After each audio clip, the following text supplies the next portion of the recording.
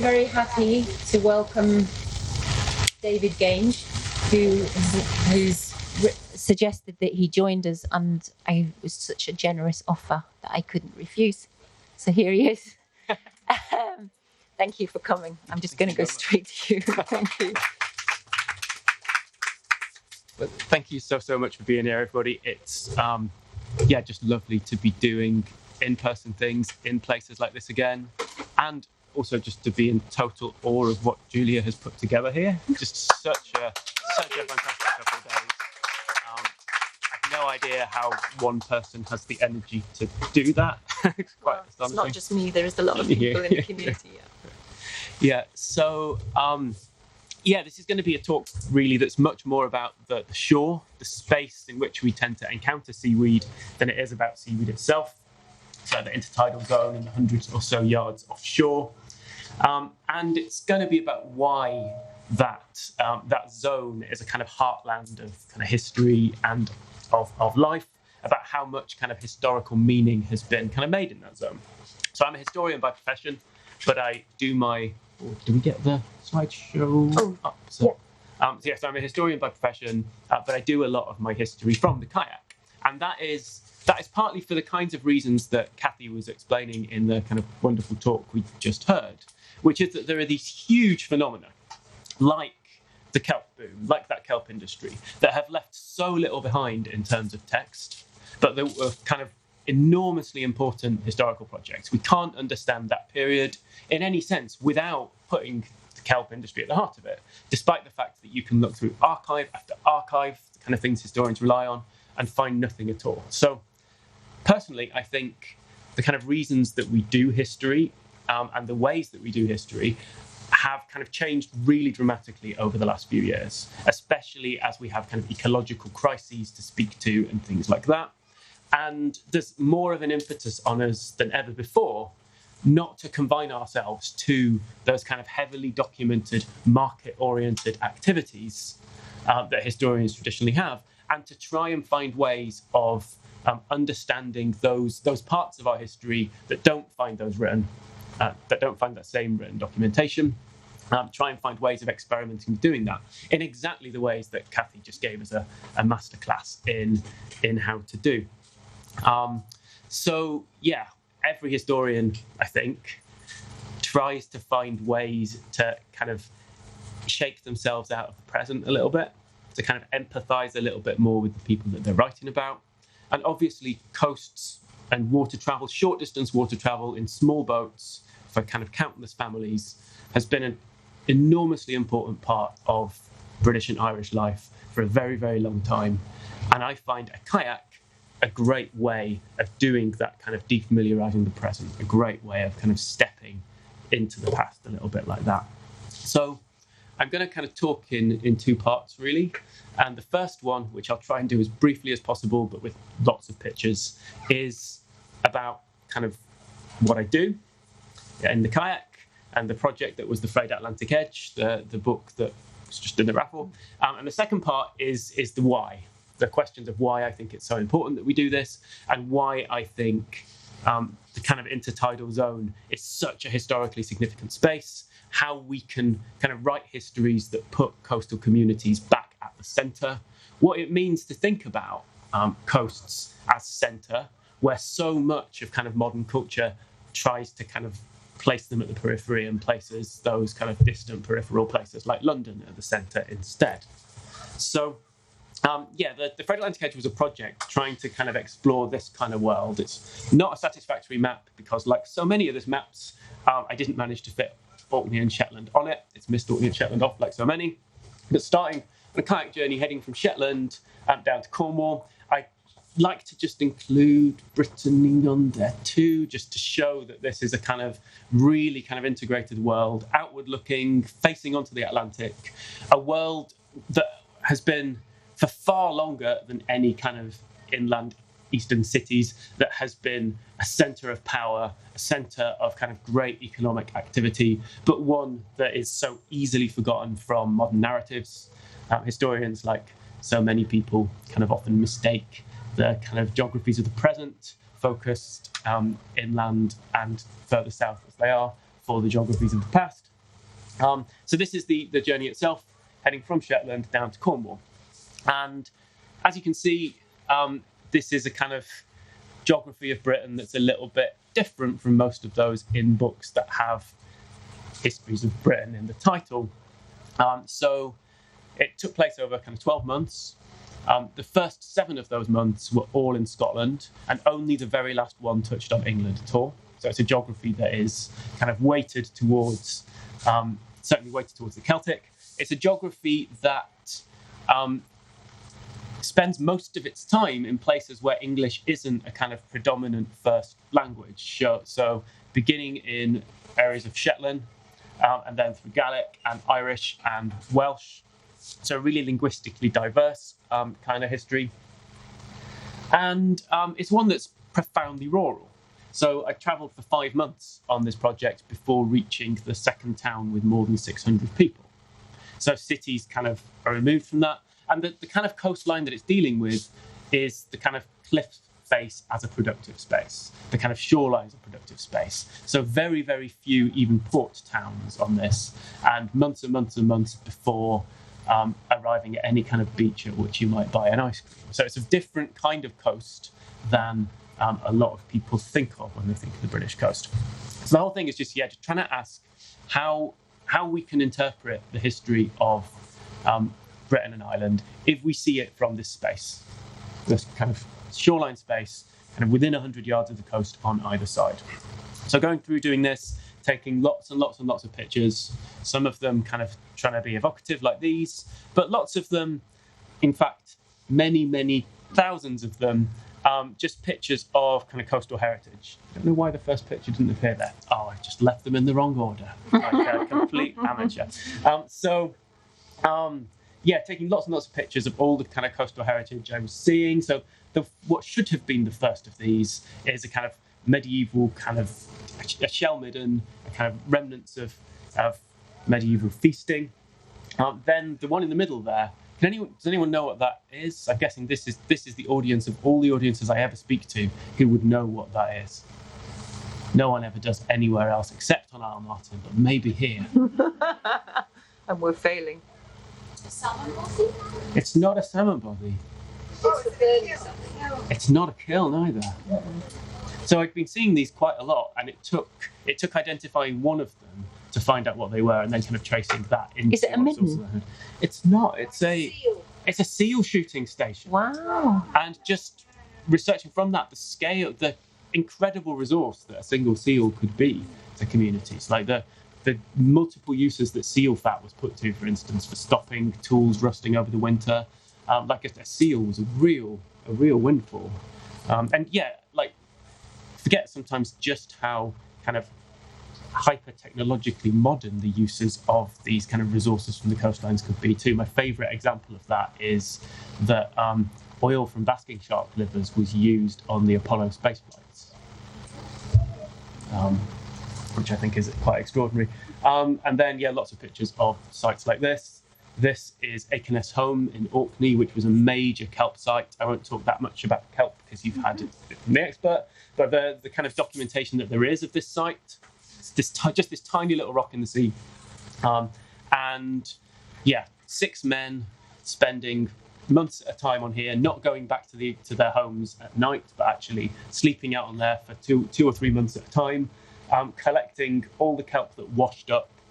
And apparently the sources say that depending on which way the wind was blowing, the kind of huge kelp stink would either engulf West Ray to the west or Papa West Ray to the east. So people on each island just praying for the wind to be going the other way so that it was their neighbours, not them, who got the kelp stink.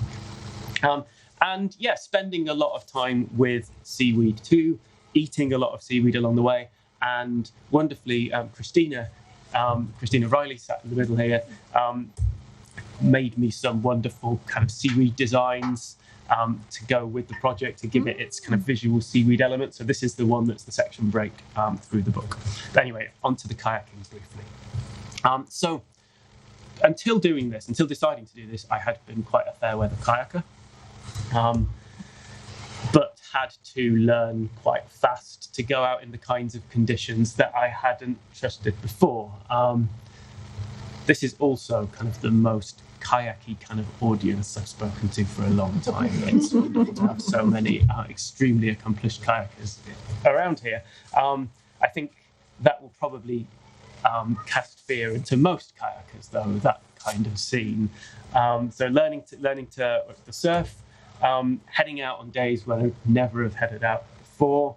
This was one off the coast of Mayo, where we simply didn't get a chance to eat all day because we could never have taken our hands off the paddles at all.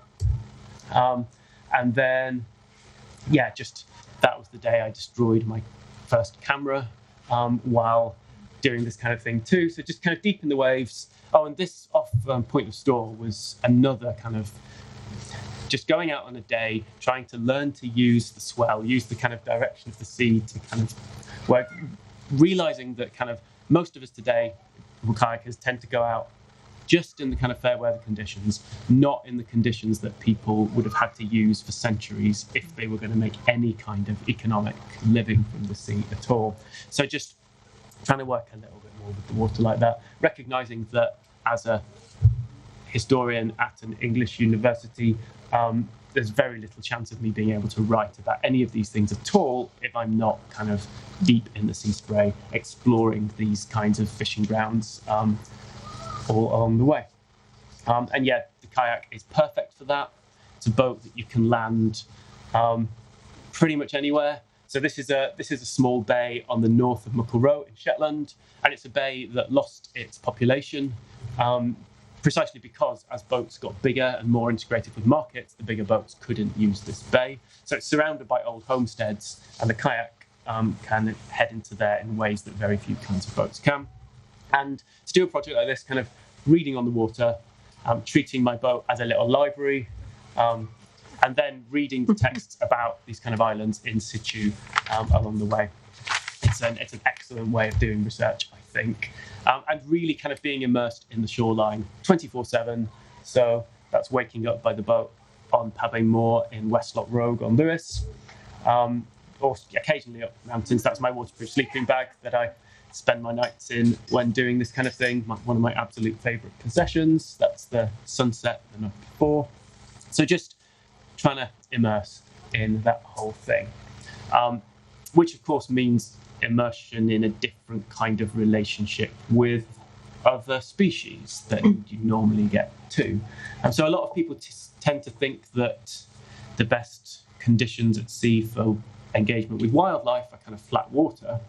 And that's sometimes true. That's when you tend to see more dolphins and porpoises and things like that. But there's something utterly magical about the rough days, the rough weather, when animals kind of just surge up at you instantaneously out of the sea foam, whether it be Risso's dolphins or seals like this. And they're there instantly, so close, so big, and gone in a moment, and you kind of often can't quite tell whether it was real or not. It's like, did that actually just happen? So kayak must be the best nature watching hide that there is in the world. Just exploring coastal places with them, it's glorious.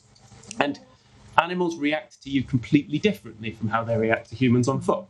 I don't think if you were walking around anywhere, you'd get just this mild look of consternation from an otter rather than any attempt to actually disappear. So for exploring coastal spaces, I don't think there's anything that rivals them. I'd probably kind of keep going rather than talk about specific instances, but suffice to say, I was very glad that this minke whale that I realised was going to come up right at the boat came up about kind of 10 feet away rather than the 2 feet away I feared. And yeah, lots of encounters with species that are kind of vastly reduced in number now that you wouldn't tend to see that much. So for instance, when you read someone like Frank Fraser-Darling talking about being out on Yellow Cleric out in the southwest of the Summer Isles, his experience is full of little orcs. He writes about them really quite frequently. And it's only by kind of spending that time at sea today, being out in the kayak, that you tend to encounter species like this. So they're little sparrow-sized relatives of puffins and things that spend their winters out in gales and storms, and don't tend to get seen that often these days. And then, this was a moment heading south of Barra, down after sunset, landing in the Bishop's Isles in the dark, but kind of ploughing up through this swell. I have no idea how high it was. Like, part of my head tells me it was like 20 feet high, but it was probably about 10. And just kind of moving through these kind of big rafts of eider that were the kind of main resource of those islands. There are reports of them kind of sending tons of feathers to Glasgow each year after kind of using the sea in that way. So anyway, that was just an attempt with some pictures to show a little bit of what's going on with the kayaking. And now I want to turn to the important part, which is why I think all of this matters and where a project like this came from. As you will probably be well aware, when you pick up history books that have Britain in the title, they are almost always focused on a very small cast of cities. London, Edinburgh, Cardiff, Birmingham. And at the moment, there is a kind of real turn to try and reject that, to try and put the coasts back at the centre. The kind of originary book of this is an absolute classic by Barry Cunliffe called Facing the Ocean, the Atlantic and its Peoples. It's a glorious, glorious book. There's one big problem with it, as far as I'm concerned, though, which is that it ends its story in 1500. And I don't think that's when this extraordinary turn to the land that we've seen in our culture actually happened. This kind of sense in which people have turned their backs on the sea, and this kind of illusion of coasts being somehow peripheral.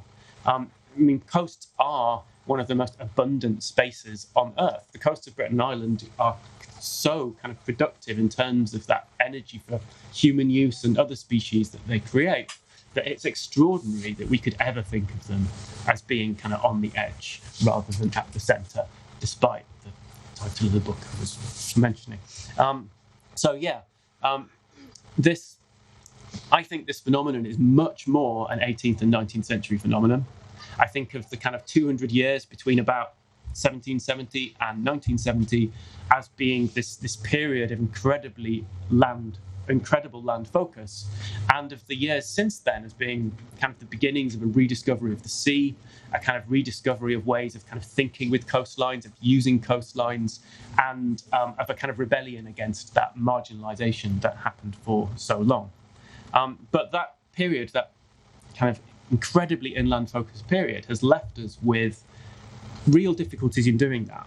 I think mapping is one element of that. So if you think about how to map coastal space, it's phenomenally difficult with the techniques that we use. So up on the left here, part of an Ordnance Survey map, in which generally, that's not a very well chosen bit because there's not much marked on the land there. It's just because the first talk I used this for was on Lewis.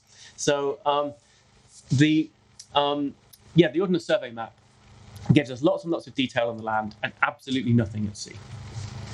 And then we have Admiralty charts as well, which give us lots and lots of detail on the sea and almost none on the land. And that means that all of those important processes that cross the shoreline and the shoreline itself are entirely unrepresentable. We don't have kind of any kind of official map that does that. And the fact also of the verticality of the shoreline.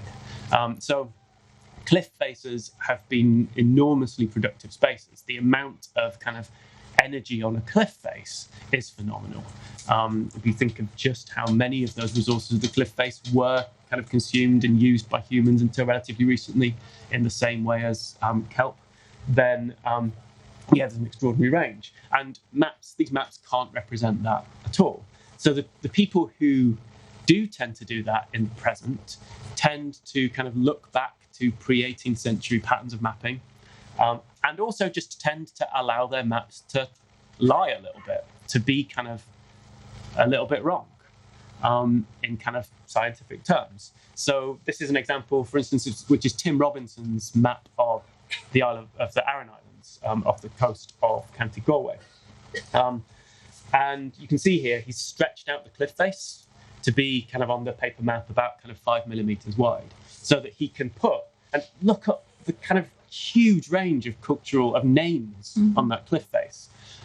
When you do find maps made of kind of place names in kind of Shetland. For instance, there's a great one that was produced in the 1980s of kind of Nordic names of the Shetland coastline, which they just refer to as 100,000 echoes of our Viking past. But again, the coastline and the tidal movements are named in far more detail than city streets would be named. These are cultural spaces on an extraordinary scale. I mean, you go underneath the cliffs of Hermanus at the very, very, very north of Shetland today, and you think, this is wild. This is a kind of wild space. And then you realise, kind of, as soon as you get to kind of an archive or something, as soon as you get to a place where you can look into the names, you realise just how productive a space this has been, and just what the detail of kind of cultural layering onto any space like that is, because of the huge range of resources. I mean, I think one thing it's worth bearing in mind with this is that we kind of think of somewhere like Orkney or Shetland as being like split between fishing and farming.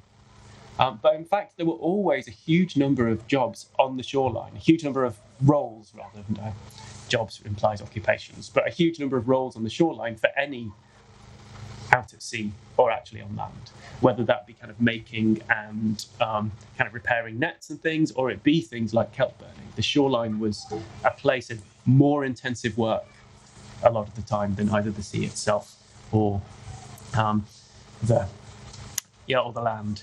So I now have a slide to put up from which I've said pretty much everything already. I should look at what's actually going to happen next, shouldn't I? And one of the themes that doing this project really brought home to me is how much the only place that you can really look for a lot of interpretation of this material is poets.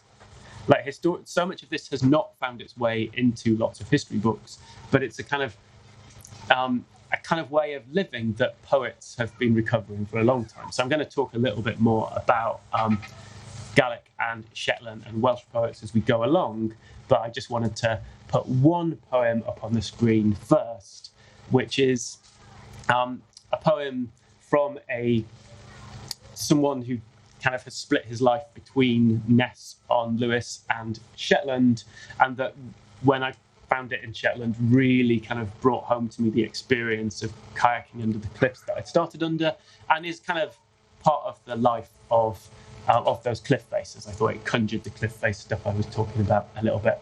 So, let my fingers find flaws and fissures in the face of cliff and crag, allowing feet to edge along crack and ledge, storm and spume have scarred for centuries across the countenance of stacks. Let me avoid the gaze of guillemots, the black-white judgments of their wings, foul mouths of fulmars, cut and slash of razor bills, jibes of gulls. And let me keep my balance till puffins pulse around me, and the glory of gannets, surrounding me like snow clouds ascendant in the air, gives me pause for wonder, grants further cause for prayer. Sorry, that was a dreadful reading of that, but at least kind of shows the kind of ways in which poets like Donald have tried to do something to recover the lives of the people who use those cliffs. So there's on Aran, where that Tim Robinson map was of, there is a real kind of depth of recovery now of the lives of the cliff men. So there were a couple of writers from Aran who wrote books about lives of the cliff men, and Tim Robinson has taken that up too. And it's easy to forget that despite the fact that most of the writing about that has been focused on Aran, that it was something practiced like right up and down the cliffs of the British and Irish islands. So yeah, that brings us back to that kind of archival problem. So wherever we can find kind of documents and figures, we find that small boats made up the vast majority of boats through most of history. So the first Irish Fisheries survey happened in 1836, and it found that 73% of boats on the Irish coast were little open rowing boats. And only 2% of the boats were decked sailing ships. Yet almost all of the archival record is made up of those sailing ships because they were integrated with formal markets, whereas the small rowed boats were kind of engaged in subsistence activity. So we have a massively skewed picture, and the discipline known as maritime history really only deals with decked sailing boats. You don't find the little open rowing boats appearing in it at all, or very, very rarely indeed, or at least not until the last very few years. So yeah, the question of what we should do to try and recover those voices, to try and recover the uses of the coastline that have been so significant. Like Kathy was saying, it's impossible to imagine the Industrial Revolution, that history, without the role of kelp. Yet the role of kelp does not appear in most tellings of it because it doesn't have that documentation. And it's also, as she was saying, that role of kelp was fundamental in shifting how the Industrial Revolution took place. And I would add more elements of the exploitation to that too. So if you look at somewhere like South Uist, the people on the coastline were moved off the coastline and then put back on the coastline, but with really small parcels of land, so that it was impossible for them to make a living from just the land they had, so that they had to engage in the kelp trade. And that was a way of drawing them into the monetary economy at the same time. So that is a moment of a real shift in the balance, a real shift of cities beginning to exploit coastal areas, seeing them as distant and things that could be exploited, rather than this kind of the more even distribution of power that had existed before. And part of all of that is this extraordinary sidelining of coastlines in historical narrative. So one of my least favourite ideas in the whole world is the Enlightenment. To me, it's a totally dirty word. So, of course, the Highlands and Islands had their Enlightenment long before cities did. And the period that we refer to as the Enlightenment, I usually think of as simply being the triumph of cities at the expense of everywhere else. And yeah, so many of the narratives that we tell of that kind of late 18th and 19th century period are kind of profoundly misleading. They marginalise coasts on an extraordinary scale. All of these things used against coast and islands. So if you think of somewhere like Lewis told that it had to catch up, it had to anglicise, catch up, become part of the same monetary economy as London. And in fact, we see today that it was that economy that was the problem, and the people of Lewis who were living in a way that was, to our eyes, thinking about such things as sustainability, far more conscionable. And yeah, I guess the most famous example of this really comes from slightly later than Enlightenment things, but from the 1872 Education Acts. So 1871 and 1872. So everything you see about this, it's a kind of real symbol of the difference for me. Everything you see about these acts in general history books of histories of Britain presents them as kind of a step forward, a progressive step, a step towards universal education. And they criticise them for kind of unevenness of application or things like that, but they never deal with the fact that they might have actually been bad rather than good. And if you were a Gael, they were kind of the worst thing possible. So, I mean, this quote from 1972 from a Sky educationalist kind of sums this up. Mackintosh calls this the most serious blow that Gaelic suffered, more than the clearances or even the terrible toll that was taken of Gaelic speakers in the First World War. So, yeah, the question of how on earth we can reconstruct histories that get rid of those kind of narratives, that allow us to not treat coasts and the experience of the shoreline as somehow a caveat, but allow them to be more central, I think is really, really important. And yeah, in the moment that we're living in, when those resources of the shoreline, when the threats to the shoreline are suddenly much more kind of generally known and considered, I think it's a really important moment for making claims for the kind of cultures of the coastlines and the languages of the coastlines. So like doing this kind of journey, I would constantly come across quotes from the early 1970s that look as though they could come from today. Quotes talking about kind of a new determination to work with nature, not against it, about disenchantment with certain elements of the cultures that we live with today, and about how these can lead to a revival of Gaelic, and how the kind of poetry of Gaelic is going to be kind of an important element of that. Finding that again and again in early 1970s writing in Gaelic in ways that you might not expect in that kind of writing in English. And as well as Gaelic, I think Shetland is profoundly important in this. So this quote from Brian Smith, the great archivist of Shetland, I haven't put his name up on here because I think he is absolutely wonderful, and this is the only time I would ever say anything about him that presents him in a different light from that. So Brian Smith says, by 1800, Shetland has used words and grammatical constructions substantially the same as those employed today, although naturally the vocabulary is different, since we live in a society where dozens of words for seaweed are unnecessary. I think the existence of this event today shows otherwise, but what I want to kind of suggest is that these languages, these dialects, are a profoundly important kind of part of our general knowledge base concerning the connections between people and place, the connections between culture and kind of other species.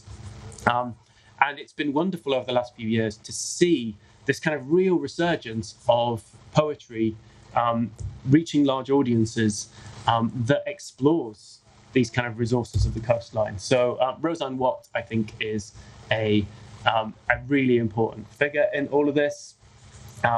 That's just the beginning of her poem, The Raga Tree.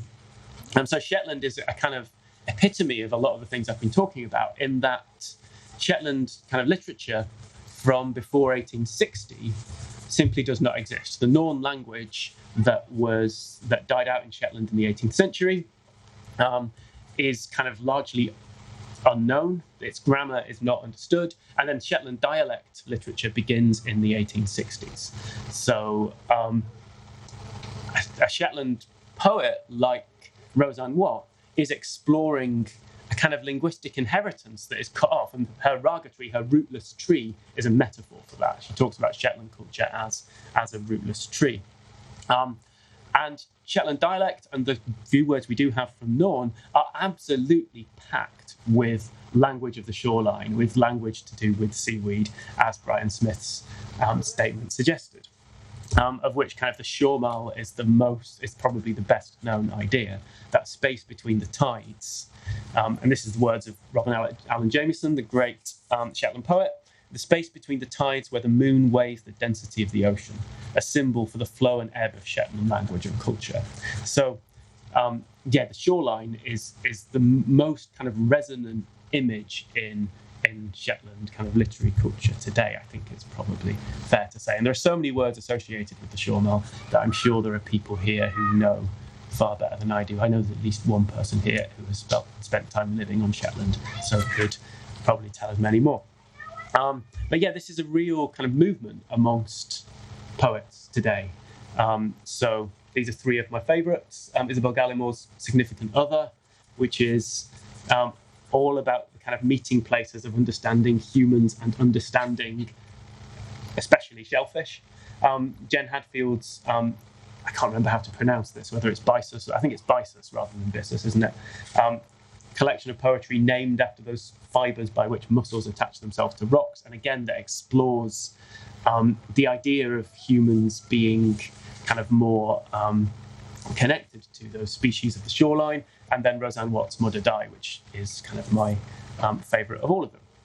And what they do a great deal is return us back beyond that kind of 18th century split between culture and nature, between inland and shoreline cultures, which we see existing, we see the connection, the interconnection existing much more as soon as we go back to kind of Gaelic classics, such as the Berliner Clanranald, in which there's just no divide between human and other things.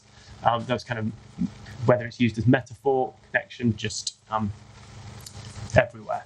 So, yeah, I think it's in an age where we recognise the significance of those shoreline resources and of those kind of breaking down those differences between culture and nature. I think that the language of the coastline, the outlooks on the world of coastal communities of the past are profoundly important to us. Can't decide whether to say a couple of last things to end or not. My kind of favourite way of seeing this comes from a Irish literary scholar called David Lloyd, who talks about potential histories, and he argues that the kind of industrial present in which we live is a kind of toxic offshoot. It's a kind of imperialistic, profoundly destructive, kind of hyper-capitalist mode is something on which we can't base a future. We can't continue in that direction and have a kind of sustainable and justifiable future. And he talks about that late 18th century moment when of enlightenment, with this attempt to create a kind of single political economy based on things like agricultural improvement and spread it around the world, as being the kind of wrong turn, as being the moment when that model took off. And he says that if we want to have a kind of more sustainable future, we need to look to the potential histories of the pasts that were destroyed by that kind of imperialistic moment, by that attempt to spread that political economy. So though he's thinking particularly of Irish West Coast pasts, obviously kind of First Nations pasts, Indigenous pasts, but also kind of Gaelic and Irish and Welsh and Shetland pasts that were kind of co-opted into this single model of kind of metropolitan living. Trying to imagine what some things like that might look like, trying to imagine how we might put those shorelines at the centre of culture is what all of that kayaking has been about and what I wanted to kind of contribute today.